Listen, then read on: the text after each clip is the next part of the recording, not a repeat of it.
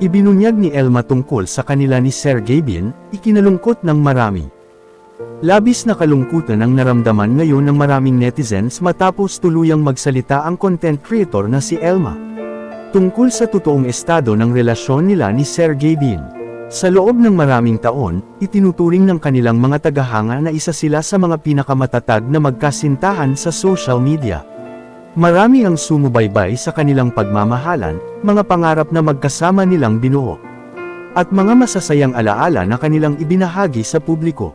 Kaya naman hindi napigilan ng marami ang malungkot na reaksyon nang maglabas si Elma ng isang emosyonal na pahayag na nagbigay linaw sa mga tanong ng kanilang mga tagahanga. Matatanda ang kamakailan lang ay naging laman na ng usap-usapan sa social media si Sir Gavin matapos siyang mamataan kasama ang isang babae. Bagamat walang kumpirmasyon kung ano ang tunay na ugnayan ng dalawa, agad itong nagbunsod ng iba't ibang espekulasyon mula sa netizens.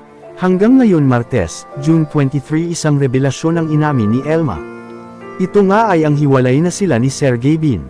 Ayon kay Elma, matagal na nilang sinusubukang ayusin ang kanilang relasyon at nilabanan nila ito hanggang sa huli.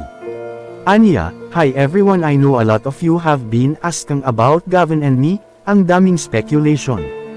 We really tried our best to work things out. Yes, nakikita ninyo kaming masaya on cam, pero sa likod ng kamera. We also have our own problems and struggles na kami lang ang nakakaalam. Nilabanan po namin hanggang sa huli."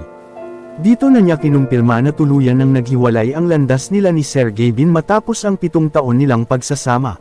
Sa kanyang mensahe, binalikan din ni Elma ang masasayang alaala nila bilang magkasintahan. Anya, "Gavin, it has been 7 wonderful years, ang daming plano at pangarap na natupad natin ng sabay. Salamat sa pagmamahal na binigyan mo sa akin at sa pamilya ko."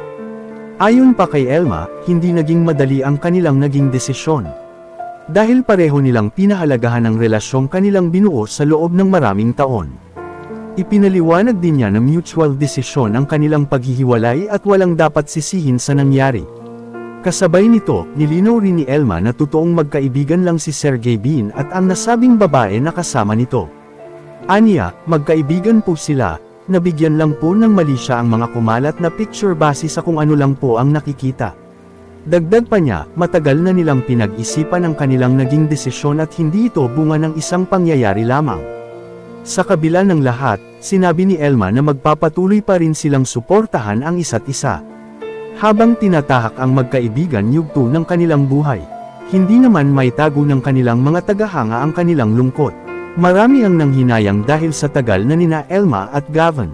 Para naman sa ilan, mukhang napagod na raw si Elma na maghiwalay. Habang marami rin ang hindi na nagulat na hiwalay na ang dalawa dahil na rin sa mga isyu na kinasasangkutan nila kamakailan.